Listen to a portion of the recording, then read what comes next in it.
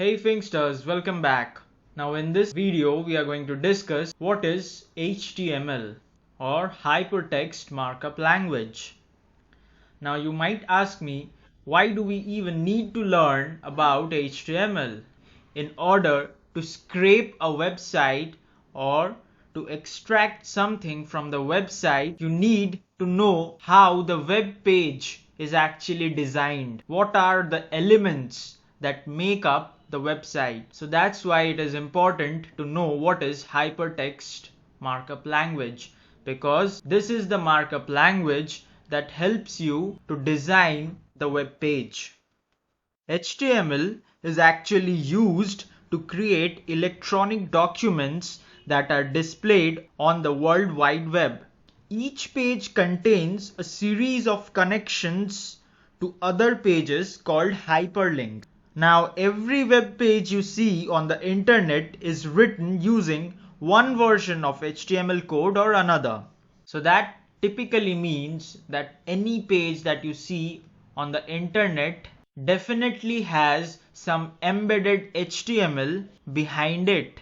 Now, HTML code ensures the proper formatting of text and images for your internet browser. Without HTML, a browser would not know how to display text as elements or load images or other elements. HTML also provides a basic structure of the page, upon which cascading style sheets or CSS are overlaid to change its appearance.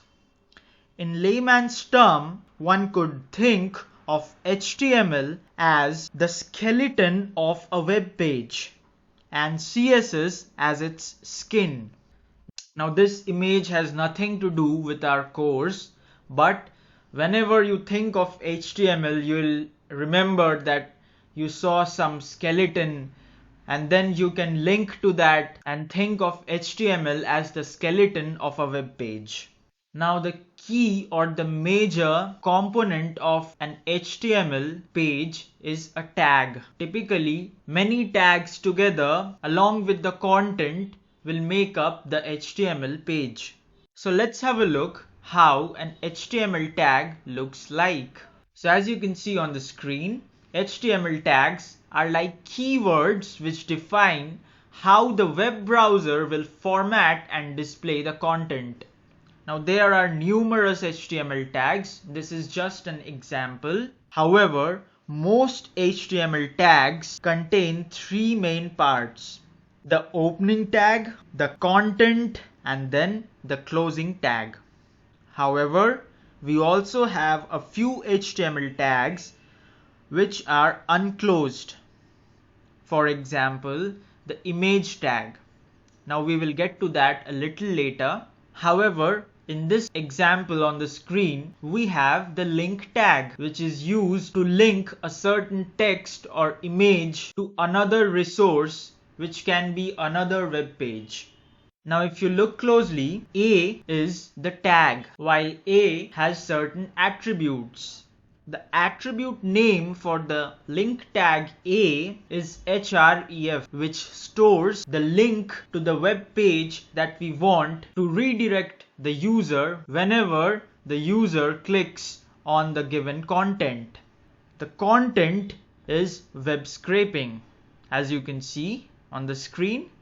And then finally, we close the tag A.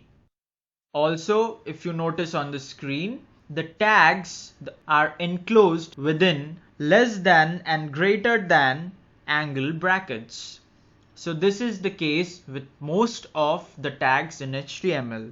And everything between the open and closed tags will be displayed or affected by the tag.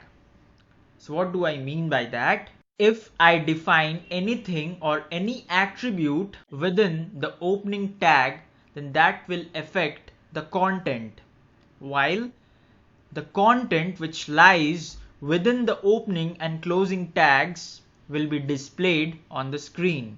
Now if I want, I can also add a color to the content. For that, I have to use another attribute.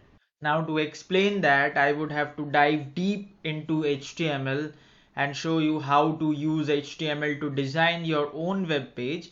But the purpose of this video is not to show you how to design or develop a web page.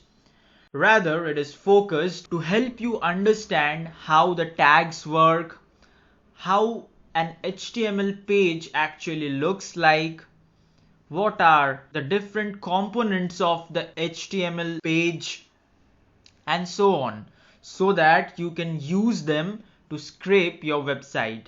Now let us quickly have a look at an example.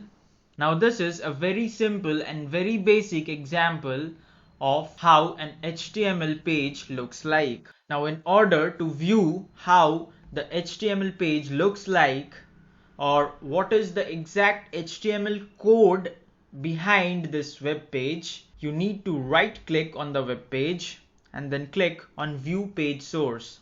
And that will open up a new tab for you where you can see the exact code behind the web page. Now there's another way to do this. Right click on the web page and click on Inspect.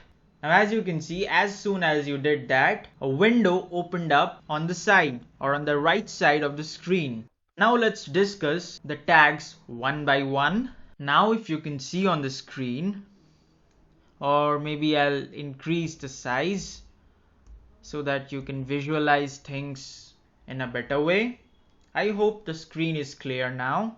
Now the HTML opening tag lets the browser know that it is reading an HTML code. So it is simply a way of telling the browser that you are going to read an HTML code. Now you can see that we have another tag known as head.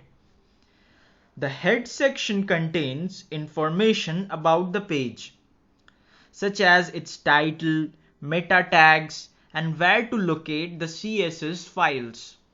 Now in this example, we have defined the title within the head section.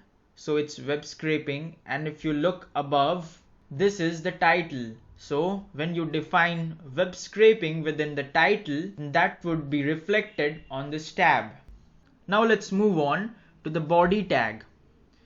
Now the body tag is typically everything that you can see on the web page. That means the body section will contain everything that is viewable on the browser. For example, when I move onto the body tag, you see that the entire web page is being highlighted. Now if you see, we have the H1 tag. The H1 tag is visible heading of the page. So as soon as I move my pointer to the H1 tag, you can see that the heading of the web page got highlighted. And if you look closely, after defining the heading, the H1 tag has been closed using the front slash. So this is another example where you can see that we have an opening tag, which is H1. Then we have the content, which is how HTML works.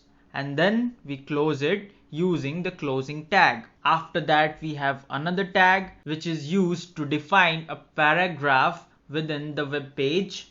Now generally, if you have a look at other websites, then you'll find that a website has numerous p tags.